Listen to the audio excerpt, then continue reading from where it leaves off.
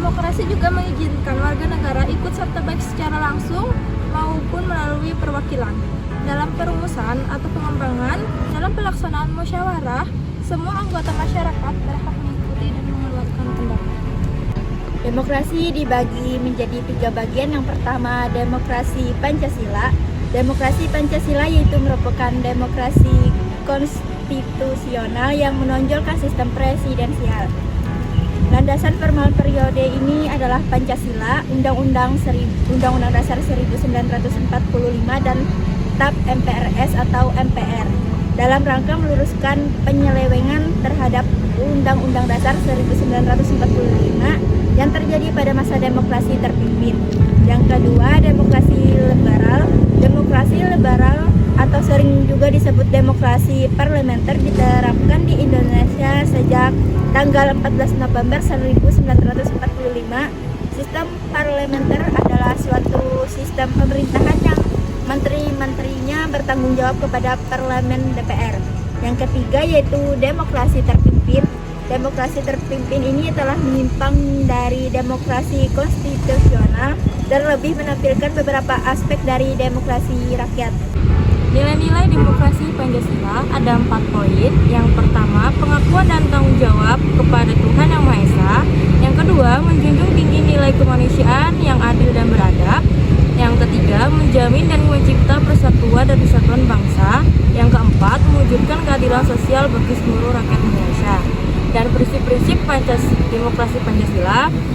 Yang pertama, berdasarkan kepada Tuhan Yang Maha Esa, menjunjung tinggi hak asasi manusia.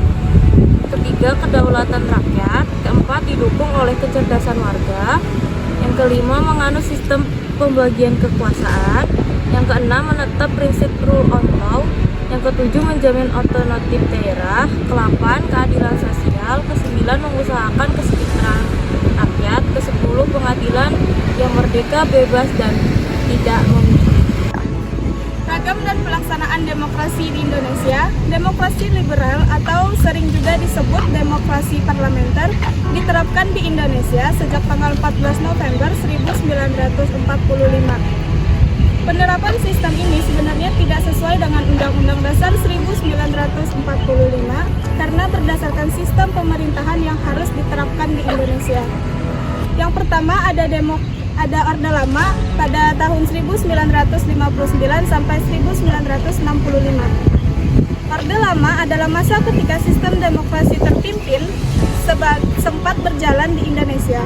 Demokrasi terpimpin adalah sebuah sistem demokrasi yang seluruh keputusan serta pemikiran berpusat pada pemimpin, kala itu pada pemimpin Presiden Soekarno. Yang kedua ada Orde Baru. Pancasila diterapkan sebagai dasar berpikir dan bertindak setelah disederhanakan ke dalam bentuk norma untuk mewujudkan tatanan masyarakat selaras, serasi, dan seimbang. Demokrasi transisi atau reformasi. Reformasi di Indonesia terjadi pada tahun 1998. Dimulai ketika Soeharto tidak lagi menjabat sebagai presiden dan digantikan oleh Habibie. Pada masa reformasi muncul kebijakan yang berhubungan dengan kebebasan berpolitik. Lalu ada demokrasi yang diterapkan di Indonesia pada era reformasi ini adalah demokrasi Pancasila yang memiliki karakteristik. Yang pertama, pemilu lebih demokratis. Yang kedua, rotasi kekuasaan pemerintah pusat hingga daerah. Yang ketiga, hak-hak dasar warga negara terjamin. Yang keempat, pola rekrutmen politik terbuka.